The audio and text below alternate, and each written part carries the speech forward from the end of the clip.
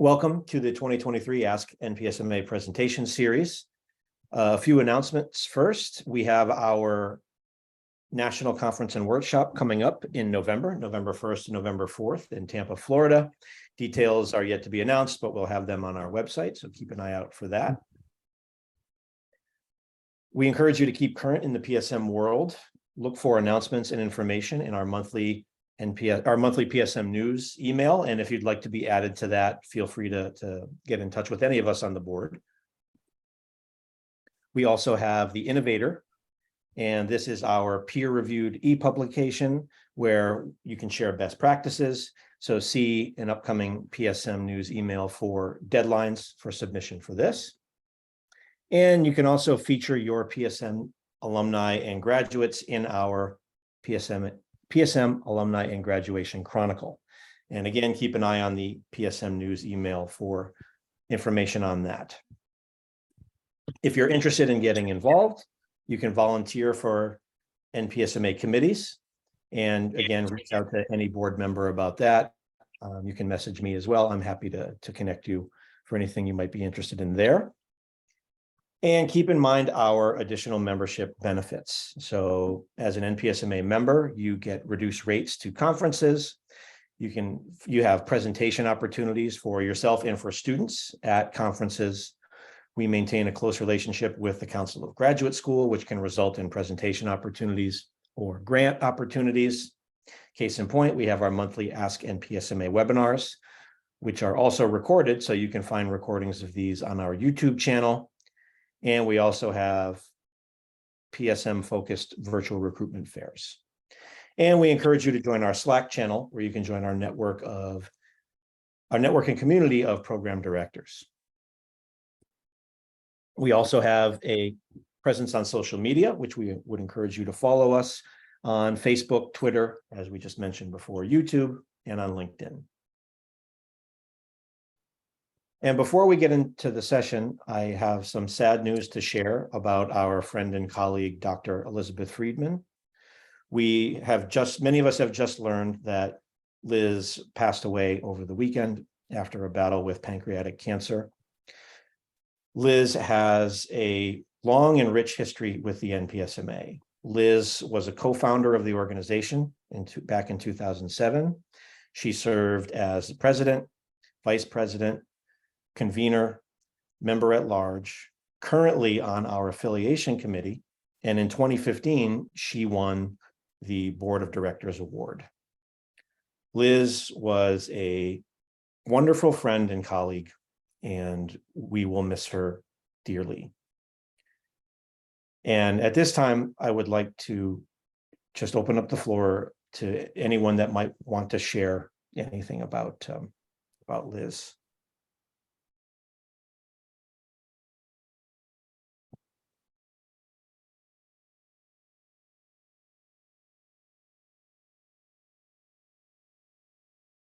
I think most of us have said this, but one of the first people I got to know in NPSMA and the PSM world was Liz Friedman. Very quick to come and say hello. And fast forward to last year, where I had known her for a couple of years, she was very quick to come to me, asking, how was I planning for this year as the president of NPSMA? How could she help? What were her interests? And how would they align with my interests? And maybe we could have some conversations. Just very encouraging. And I considered her a friend, though I barely knew her for just a couple of years.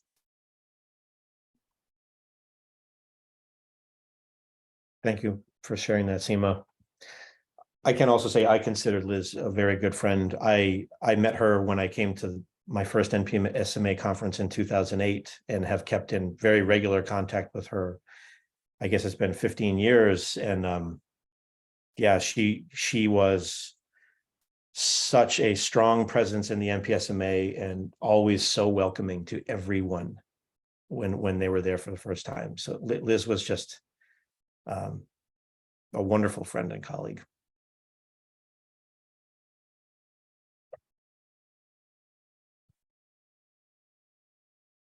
Just echoing the same stuff. Probably one of the first people who made me feel like I was part of the NPSMA community. Just such a, like I said, energetic ideas. Just such a wonderful person.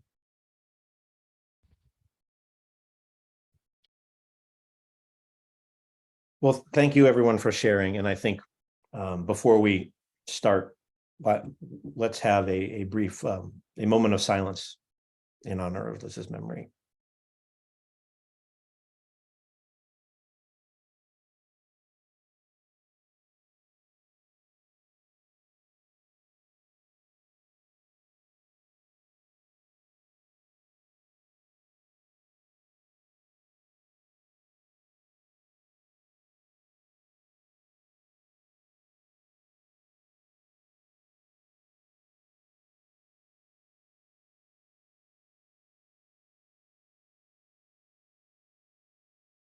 Thank you, everyone, for taking the time for that. And with that, let's introduce our speakers. So we have Holly Reyes, an affiliate professor in the Department of Occupational Safety and Health Management at Grand Valley State University, and Tim Bourne, associate dean at the Padnos College of Engineering and Computing, also at Grand Valley State. And this workshop is going to be on teaching scientific ethics using the video, The Lab, Avoiding Research Misconduct. So Holly, I'll kick things over to you. All right. Hi, everybody. Tim's going to share.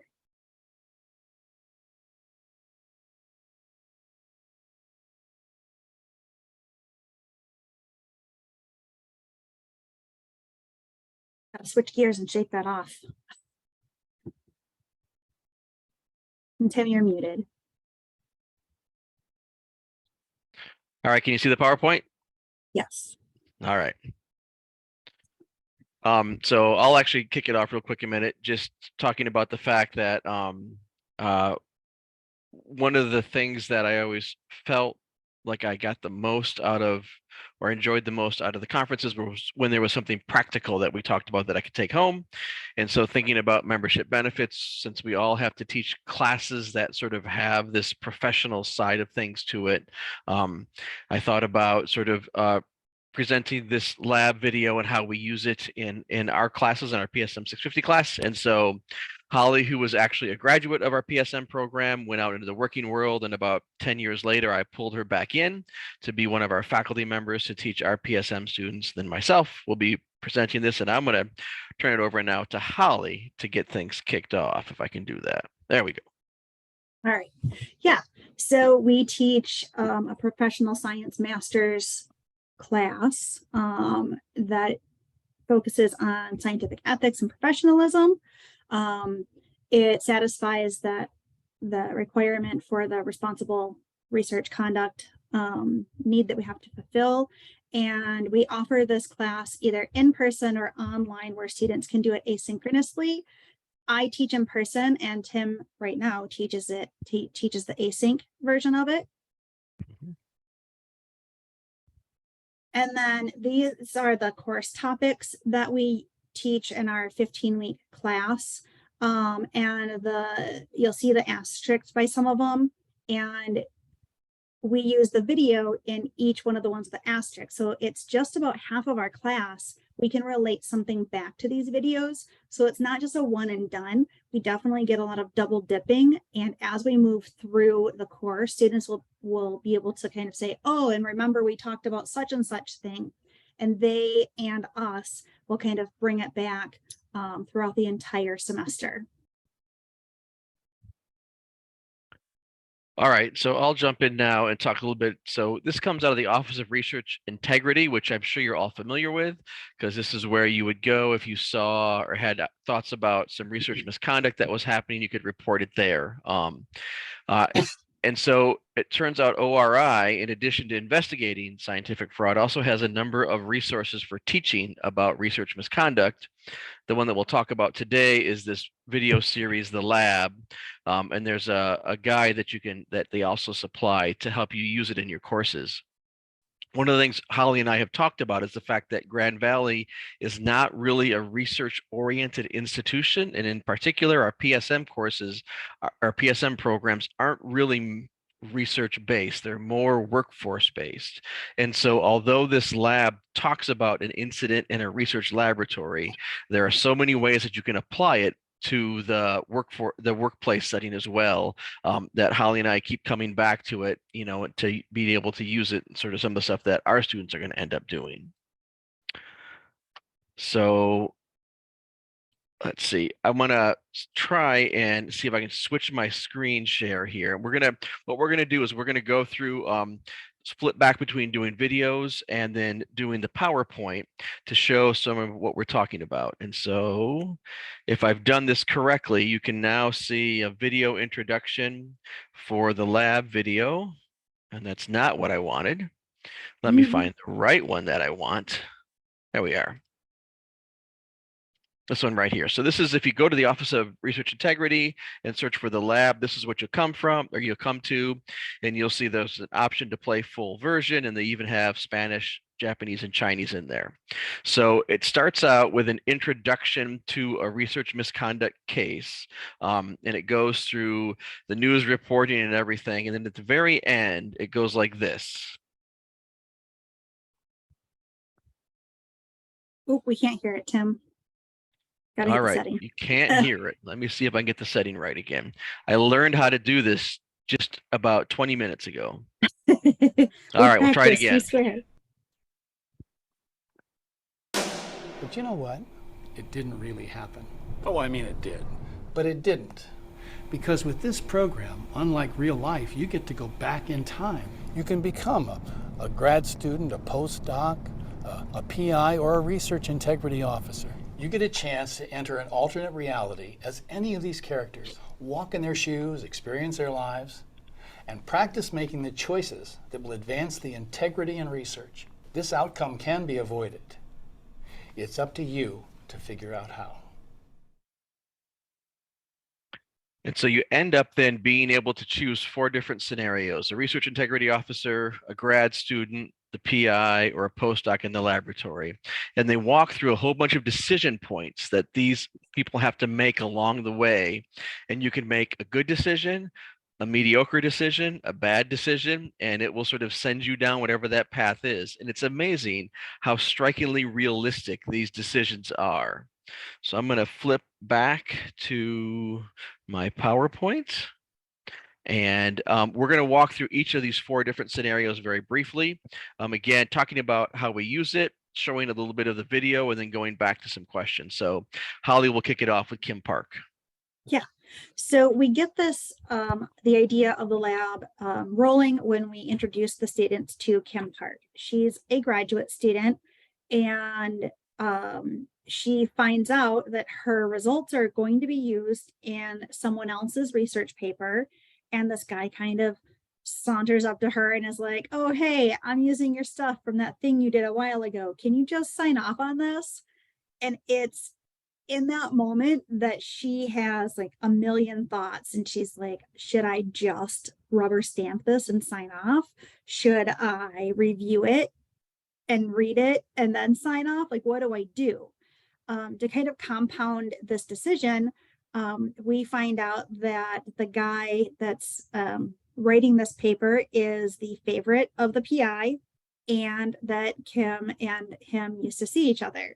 So she's like, do I risk, having the PI get mad at me if this guy is like, she wouldn't sign my paper? Do I risk being the woman scorned if I don't sign this? Like, what do I do? And so one of the reasons I really love these videos is that it seems really true to life, because when we see our students as students, and students often get that tunnel vision. Like, when I'm in class, I'm a student. I'm like, no, that's not what life is like. That's not what work life is like. All these other things happen. So then Kim has to decide, what do you do now? And so we have our students, next slide. We have our students go through the video, and then we go forward one, Tim. I'm going to play the video first. Oh, we're going to play the video first. You're right. Sorry. Read the article. Then you read it again. Later, you read the article. Then you read it again. And then you read it again. Something isn't right. These weren't the results you remember from your rotation project. The published figures feature Western blots that appear to be different, and the disparity between the control group seems more dramatic. While you don't have a photographic memory of the original film, you'd never forget the results. Your parents.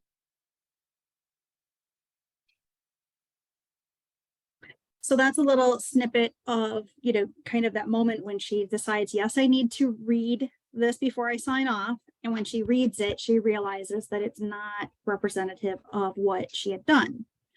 So here comes where we make the students kind of work through this idea of making good choices, making the wrong choice, making the easy choice, things like that. So again, Tim and I teach this a little differently because I'm in person and he's online, but these discussion ideas and prompts are pretty much the same for both of us, whether we're seeing our students and making them speak to us or having them discuss things online. So the first prompt says, how do you make the correct decision versus the easy decision? Like both of these things have consequences. And we make students work through that idea. And then we ask students about what pressures do you feel to not make the correct decision? Like a lot of times you feel a lot of pressure to make the easy decision and walk away. And so we do get to see Kim's home life a little bit and some cultural pressures that she might be facing. So it's a really interesting thing to let the students walk through this and hear what they have to say. One of the things that I found a lot of success with is I break my students up into small groups, maybe 3 or 4 groups, and I make them talk through it. And each group will kind of have their own ideas. And then when we come back as a class, we compare and contrast those ideas. And what this does that I really like is students that are a little more introverted and will never raise their hand. They do feel okay speaking in those small groups. So we get a wider variety of ideas and perspectives, and it really helps to move the class forward. Then later on in the class, we talk about Kim again, when we talk about what the criteria that's needed to be an author when you're publishing a paper and whether she does or does not meet those requirements, and if anyone else might meet those requirements in the lab. So again, this is one of those double dipping where we look back on something that they've already done.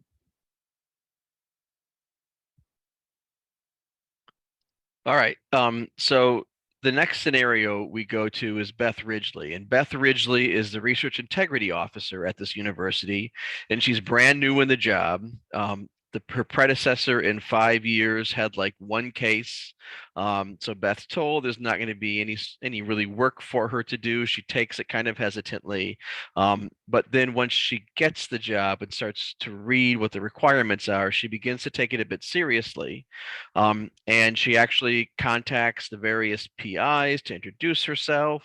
She holds workshops for students and postdocs and PIs, about data integrity and keeping your lab notebook up and all this sort of stuff. So when Kim has a concern about the paper that Greg has published or is trying to publish and the use of her data in it, because the Rio has actually reached out to her in general, has reached out to the university, she actually knows who this person is. And so she goes and contacts Beth, and this is sort of Beth's first big case to look into. And so what I'm going to show you now is a video where Kim has gone to talk to Beth Ridgely, and Beth now has to figure out, is this really a case of research misconduct? Is it something that she needs to be pursuing? So, I tell you what happened and then what? Do you call the PI? Because this postdoc may be his favorite. Are the police involved? I know this is a big deal.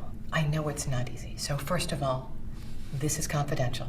Only the people that absolutely need to know about this allegation will know. Good. That's good.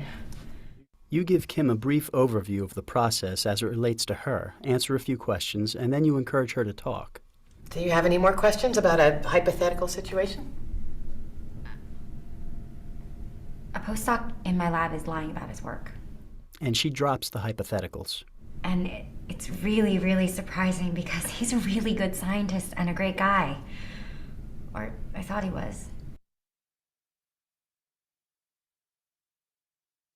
So this scenario goes on a bit longer as she explains what happens and Beth asks questions, and then it leads Beth to have to decide, is this something that we pursue or not? And there are multiple decision points that Beth can make along the way that will either allow Greg to get away with it, or will confront Greg and prevent him from being able to cover his tracks and find out whether he actually has committed fraud or not. And so we have the students work through this scenario, and to do it right, there's enough video. It takes a good 30 to 45 minutes to go through all the possible decisions that you can make along the way. And then in my case, I have some discussion prompts that I'll put up there online for them to respond to. And part of it is, what did you learn about the role of the RIO? And how does that research integrity officer have to ensure that both the accuser and the accused get treated fairly, because you never know whether the accuser is out for a personal reason. Kim and Greg used to have a relationship, and Greg's been doing well ever since then. And so it could be a personal vendetta against him, or did he really commit some sort of misconduct? And then I asked the students, who is the RIO at Grand Valley State University? You have to go look this up. And it turns out it is our Associate Vice President for Graduate Studies. But I would never have known this until I started teaching this section and was wondering, who is our RIO? Because nobody's ever reached out to me to introduce themselves as the RIO. So it also serves sort of this purpose of letting our students know that, yes, we do have a person, and that's who you would go and talk to. This is a very specific case of research misconduct, but of course, research misconduct is extremely wide-ranging in what people do, from both very, very minor things to completely making up data. And so I have the students go to Retraction Watch and read through a whole bunch of those, and then select one instance of research fraud or misconduct that they find interesting, and then they post it in the discussion blog, and they talk about why they thought it was interesting and sort of what they learned from it. And so if I have 20 students in my class, then we'll see 20 different instances of research fraud or scientific misconduct that are all talked about, and so they get to see a wide flavor of things. And so that's sort of how we use the Beth Ridgely part of our story. All right. So the third video that we use is Aaron Hutchins, and he's the PI of the lab. The students get to see how hard it is to kind of balance all of the pressures of work life and home life. This guy is charged with running a whole lab. He has to worry about all of the financial things, all of the people that work there, plus he has a family at home. And I find that, I find that students judge this guy pretty hard. So Yeah. It's a lot of fun to watch that happen.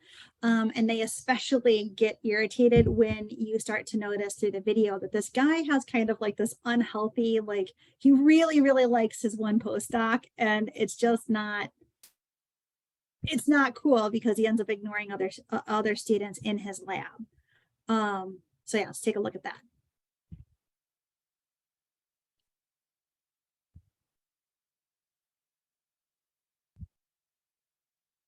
And then this part scenario is when he's meeting with his postdoc mentor, who actually has a healthy relationship in the lab and elsewhere.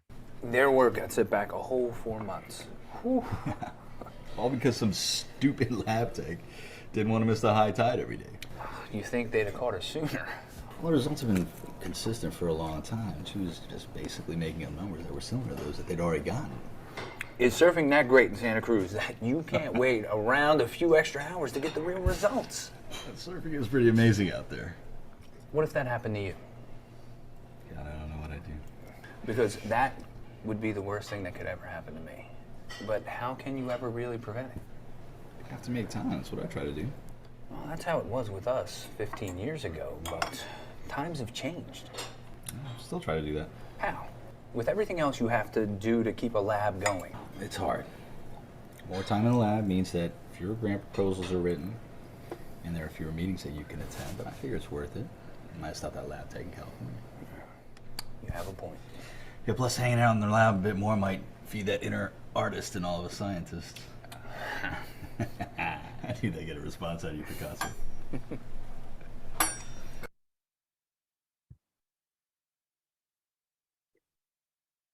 So in this clip, you kind of hear them discussing some stuff, and he's like, "Oh man, what would ever happen if something went bad in your lab?" And unbeknownst to him, there is misconduct happening in his lab, and that's not great. And I really love this conversation. We focus on the mentor-mentee relationship of this an awful lot here. As an assignment, we ask students to think about a relationship they had where they were either the mentor or a mentee, and what the benefits of this relationship are for whether you were the mentor or the mentee. I also talk a lot about how this works kind of in like the business world. I tell my students all the time that I expect them to be leaders in whatever organization they end up in. And I kind of put them through their paces. How do you manage a large group of people? Can you successfully manage a large group of people? And I watch their brains a little bit break because they're like, sure, you can manage a lot of people. You just, do this or that. And I'm like, okay, well, what about this other task you have to do? And we run through different scenarios where I very much play the devil's advocate on anything that they say, just to kind of make them really defend their stance when it comes to leaders. And what I tend to find is that pretty quickly students either empathize with a current or past boss and maybe understand a little more about why that person had some challenges being a good leader, or they respect a current or past boss even more for being a good boss or a good leader.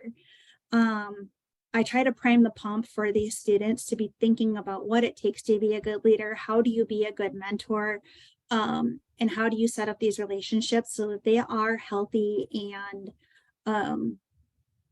that they just work for you and the organization? All right. And so the last of the scenarios is that of Hardik Rao. And Hardik is a postdoc in the lab. So he's in direct competition with Greg. He's also international, which means he's got to keep his postdoc or else he's going to be sent home. And so he's under tremendous pressure to try and measure up to Greg. And some of the scenarios that we won't look at, he's thinking about, should I actually fudge my data or not? This is before he even knows that Greg does this. Just to be able to get the results that my boss wants, to make sure that I stay employed and can continue staying in the US, yes or no. Later on, Kim comes to talk to Hardik under one set of decisions you can make to ask for his help with what to do. And so it puts him in a really hard spot because on the one hand, he wants to support this graduate student, but on the other hand, he knows that if he tattles on Greg, then it'll be seen as somebody who's just trying to get at the one guy who's ahead of him in the lab and sort of allow him to move up. To make life even more difficult, he's married, his wife is pregnant, and his in-laws are in town from India. And so we use this in addition to some of the other things that we talk about, just what is work-life balance all about and how can you do that? So we're going to show a video of Hardik trying to decide how to balance his life.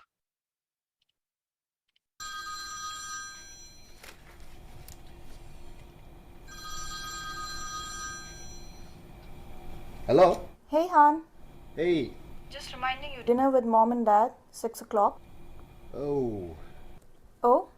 What's wrong? The 8th-hour harvest is supposed to be at 6 o'clock. Mm-hmm. You haven't seen Neha's parents much since they've been in the country. You've been working. How long will it take? About 90 minutes. Hardik, I mentioned this last week. I know. I'm sorry. You're mentally ticking through your options. You could risk alienating your in-laws and angering your wife by joining them late for dinner after the 8th-hour harvest. You could do the cell harvest now, record it as 8 hours, and be on time for dinner. Or you could just scrap the experiment and restart it tomorrow. Or... And so this is the first time we're showing you sort of the choices that you have. And typically in each of these 4 different individuals, there are going to be anywhere from 10 to 20 different times where you have decisions to make. Do I do A or B, or in this case, A, B, C, and D as options of things that you can do? And so in the case of Hardick, we're looking at conflicts of interest. He's conflicted by his competition with Greg. He's conflicted by his need as an international student to stay employed in the lab. He's conflicted by the fact that he has a wife who's pregnant, who he also needs to spend time with. So all these conflicts of interest, and how does he handle that? Just like how do we handle all of our conflicts of interest as well? And so we talk about the ones that he faces in the lab, and how those situations affected both his professional and personal interests. He can't spend the amount of time with his wife that he needs to and still succeed in the lab, but he can't spend the time needed to succeed in the lab and still have a happy home life. So how does he try and balance those? And then I always have the students go out and look for a conflict of interest in STEM, which often has to do with somebody, not acknowledging the fact that they're getting funding from one company in support of the research that they're doing, or some other things along that line. And then they sort of put that in the discussion board for them, and they discuss why this is a conflict and what they've learned from it. A couple of things that I really like about this before I give Holly the last word. Number one, it seems like the decisions these people have to make are real decisions. They're not like those ones where obviously you're going to do A and you're not going to do B. They are really good decisions. There are multiple points along the way where you can make the right or the wrong decision. My favorite one is when Kim first learns or first suspects that Greg has gone and fabricated the data. She feels like she needs to go and talk to him to figure things out. And so that's what she does. She says, I noticed this, can you tell me what's going on? And he manages to sort of give her enough of a line to make her feel better. And then that night he goes and he makes up all the back data he needs to be able to make it legitimate. And then you find out that by going to him, you've tipped him off, and now he gets away with it. And then you go back to earlier in the scenario and make a different decision. I also love the fact that it's actually pretty good acting. These aren't scientists who they've plucked out of a lab and said, could you please read these lines? These are actually people who know how to act. So I really, that makes it much easier for the students to watch. It doesn't feel quite as hackneyed. So with that, I'm gonna leave it to Holly for the last word. Yeah. I get really great feedback from the students on this. At the end of the semester, we always have a end of course evaluation that the students fill out. I get positive feedback on the lab, or I get no feedback from that student on the lab. I've never had anyone say, I hate the lab. And students are pretty quick to say, like, when the videos are not good. So I feel like it really must be meaningful for them to not complain about it. And just watching them in class discussions bring up the video, like, oh, remember this time when so-and-so had this thing happen? They're bringing it up to kind of forward a discussion and something else in our ethics class. So honestly, like, as a tool, I get so much out of this. Even though we're not churning out students that are going into research and our students skew towards industry, they still get a lot of really great ideas and a really great content from this. So for those of you that have ethics classes where you teach your PSM students, I super suggest it. Yeah, and I've had students say, oh, I went through and I made all the right decisions and it was really boring. So they go back on their own when they could have just clicked through, and they go back on their own to make the wrong decisions, because that's where the meat is. So it's just kind of neat to kind of watch them go through it. And yeah, so I guess I want to open it up and have some conversation about what you guys do for classes like this and what you guys think. So just like in class, I'd like some conversation. Don't make me call on you. Can I ask, how long does the lab take? Is this like a 1 week asynchronous, or do you spread this out? I mean, because it sounds like there's like spread out. it's spread out, okay, because it sounds like there's little assignments for each Yeah. section, which I really like, but I'm So- like, that would be too much for 1 week. Yeah, totally. So as we're kind of teeing off our, intro to ethics and professionalism, we're like, okay, watch the Kim Park stuff. And we're like, here's the assignment, here's the discussion points. And really it's up to the student to decide how long it takes of their own time. I've tried to click through like every scenario possible. And I'm at like, I don't know, maybe an hour. Say Kim Park's at least an hour. She's got a lot. Yeah, there's a ton for that one. And that's like when I'm like clicking through really purposefully trying to get every single one.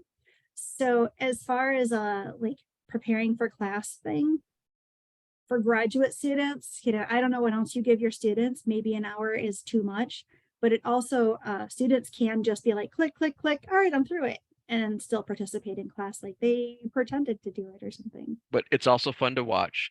And like Holly said, we actually use this one scenario in 4 different weeks. And they're not all back to back either. There's a couple of them where they come in a little bit later. So and because you see pretty much all the characters in all of them, it really integrates pretty well.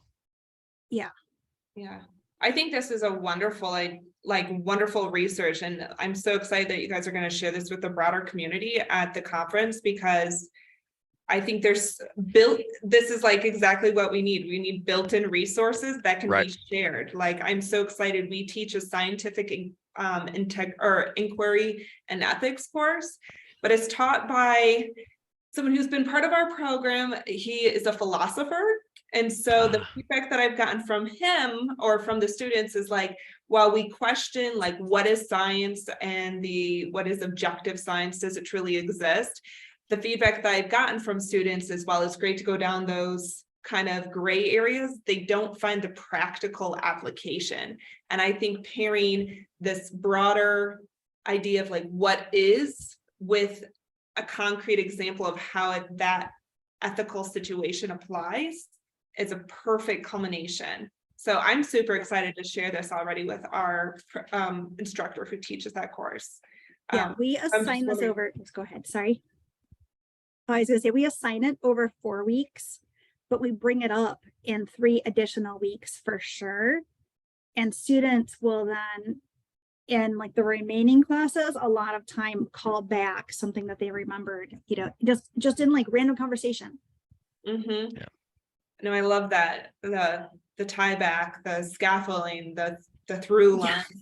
And then it sounds like each character kind of has their own like class topic, right? Where one was like more conflict of interest with the postdoc, and maybe Kim Park is more something else. Is that kind of how it kind of plays out? No, so that's how I managed to fit it into 4 different weeks of the class the first time I did it. I thought, okay, I think Kim fits in best here. I think Hardick fits in best here, but they have multiple things going on in each of them. And so I just picked where I thought they would fit the best to illustrate something. But like Holly said, we refer to these throughout the entire semester, because the Kim Park one fits in probably at least 5 different weeks. The Rio fits in 2 or 3, etc. So you can move them into different sections if you want to, for sure. Absolutely. I could, if I didn't want to start the lab videos as early in the semester as I wanted, I could probably start it with our like data sharing and analysis section and be like, okay, let's talk about Kim with data sharing and analysis, because she had these results and this is how the guy was going to use them, and what's our obligation to share and validate, blah, blah. I could do it there. No, I think this is great. I'm totally going to, and like, as long as you guys are okay with sharing resources. That's the whole purpose of this, Megan. Yes. The entire purpose is to share. Is there any way that you can share some of those prompts as well in some fashion, or like with Kim, these are our top prompts, or this is an idea for assignments, and then have one for all of those? I mean, I would be interested, but I'm also just like, I also feel like I'm taking a lot of your ideas. So if we can mail these the PowerPoint out to everybody that has a lot of that stuff in there.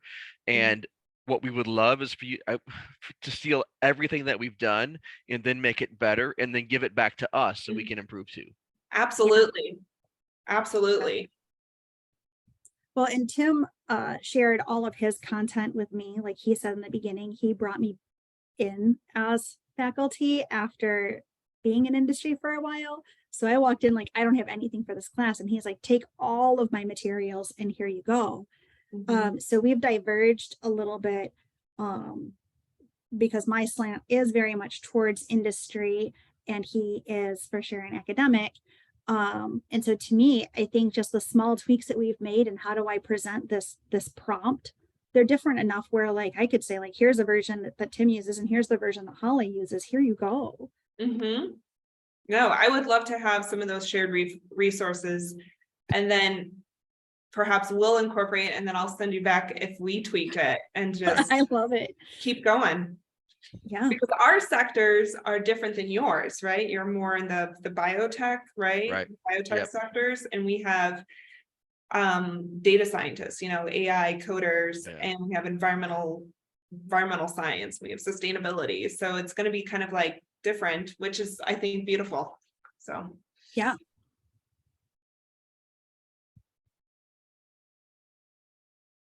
I really like how there are feasible wrong answers that take you down the wrong path. I've done different types of trainings where it's clear that you just kind of guess your way through it.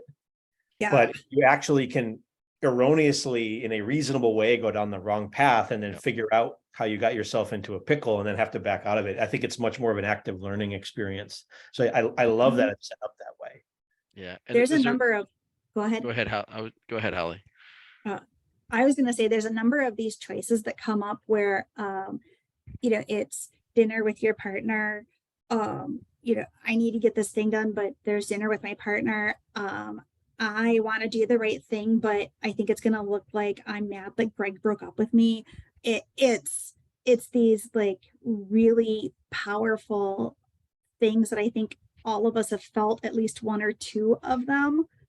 And it makes sense why you're like, oh, well, I don't want to seem like a nag, so I won't say anything. And you see Kim doubting herself the entire time and getting feedback from her mom saying, why would you ever report this? And then getting feedback from a cousin, I think, saying, oh my goodness, you have to report this. You're a rock star if you report this. And just all the things that she's going through trying to make, I mean, we all know what the right decision is, but they sort of, the way that they illustrate it, you can see how hard she's working to come to that correct decision and everything that's influencing her. And she's like, is it going to delay when I graduate, et cetera, et cetera. It's very realistic that way.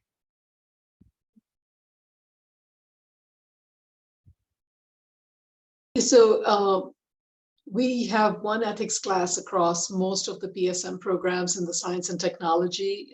So some of them are bioinformatics, data scientists, and some are biotech, and some are bioinnovation, et cetera. So we start with this, we give them two choices. Some of our students are in basic science labs. We have them use the lab. And then the others, we have them do the clinical lab because some of them are in clinical research. So there are two such videos with similar, it's just a similar idea to the lab that was presented here by Tim and Holly. And because we try to look at ethical dilemmas in science, such as climate change and data ethics and food disparities, we start with these two as a prereq to enter the class. So they're required to do either the clinical research or the basic science research. Pick any one character because it's that'll be like a 3-hour assignment. And thank you. That's exactly where you can find it, is where Tim has put in the chat. And I will say I haven't noticed that one before, Seema. So thank you for pointing that out. Yeah, and that's helpful for students who are doing IRBs and clinical ones. So those are the two choices given. But most students pick the lab not the clinical, because most people are in basic science, and most students pick Kim as the character. And then they're expected to write just, a review on the process that they used, regardless of which decision they used, then to use an ethical framework to discuss the decision usually made by Kim. I'll say that the distressing part of it for them is they often go down the pathway where Kim ends up having to leave the lab. She gets outed. She has to leave the lab. It delays her research. And then at the end of it, they're like, this is unjust. It may have been the right, but this is just unjust. And the process is rigged against a student who's going to be ethical. But it's good. It's good for them to think about it. And then the framework we use is a philosophical framework, but it's more of a applied ethics. So, what is a utilitarian approach to a situation? What is a just approach? What assists with the common good? What is virtuous? And what is the rights? Where are you taking the rights of everybody into? So they use that same framework. They get introduced to it in the prereq part of the course, and then they use that framework throughout the course. So we're not using, you're using this as the framework, and we use another framework, but we do use this as an introduction to ethics because it's very practical and very, very helpful for students walking into this. And essentially we say what you do, Holly, which is you began with everyone's expected to be a leader or will be a leader, and we say you're going to be at a table where one day you'll be making a decision. So you need to have a practical framework, and you need to know who you are and what kind of, what will your voice be in this situation. Seema, do you run that in person, or is that the prereq asynchronous with just answering the prompts? So currently, the entire course is asynchronous. It used to be all in person, so they would have to have done it at home before they came in, and then do the discussion board and such. But the rest of the course was in person. Now the entire class is asynchronous thanks to COVID, and no one wants to go back to in person, unfortunately. So, and is that a full semester course? So it's a 3-credit course for the biotech and bioinnovation. The bioinformatics, they only have 2 credits left, so they finish in 10 weeks. Okay. So they have one midterm. Well, they just have a final, and everyone else has a midterm and a final. And you run this as a 1 week, assignment? Yeah, so this is week 1. Yes, this is how they come into the class.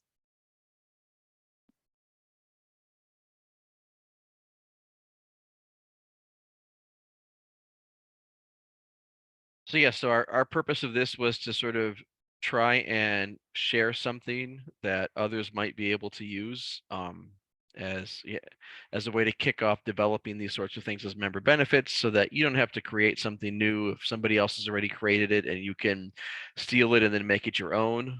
We would like to take away the word steal and make the share to it. And then, yeah, we hope to have we're planning to have a session on this at the conference on Friday, I think. On not just this one, but we'll try to get 2 or 3 other program directors to talk about something that they use in their class that they think might be more generally applicable. I think that's great. Can I make a suggestion for the presentation? Yeah. At the end, your last slide, you had the prompt to the audience, so to us, of like, how would you use this in your class? And I felt like if I was given that at the beginning, I would have had answers already, because then I would have been thinking about it throughout and seeing how it relates to my program, versus at the end, I felt like I had to quickly come up with something. And anyway, so just to do the pre-prompts to get people thinking introspectively. Yes, thank you for that.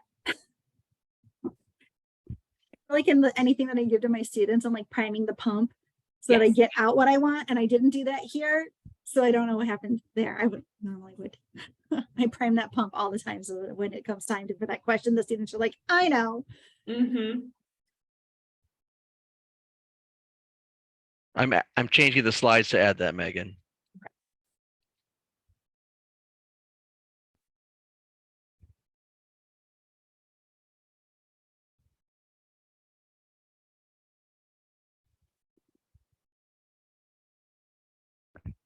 All right, anything else?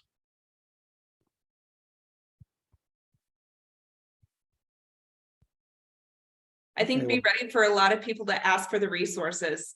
Well, I think we'll have to So- come. I think what Holly, what We'll you and be I should prepared. do is prepare resources for Megan that we can then bring Mhm. with us to the conference and say, Yeah. and especially, if Megan, if you have, if we send you resources and then you think about it and you have things that you want to add to it or something, to edit it, that way we could work together on it.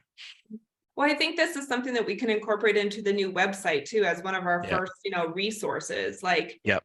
we could work on like, what's the context before it? Like, why is this practical for PSMs? And then here's the resource.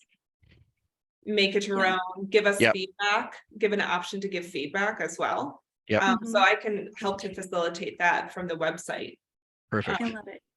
I even think this would be appropriate for some classes, like if there's a management type class. Mhm. Again, these are some of the practical aspects of just kind of being in an industry workspace, and how do you be with other humans and collaborate effectively? How do you just get around and be a good leader? I think Mhm. there's a lot of flavors of classes where this applies. Mhm.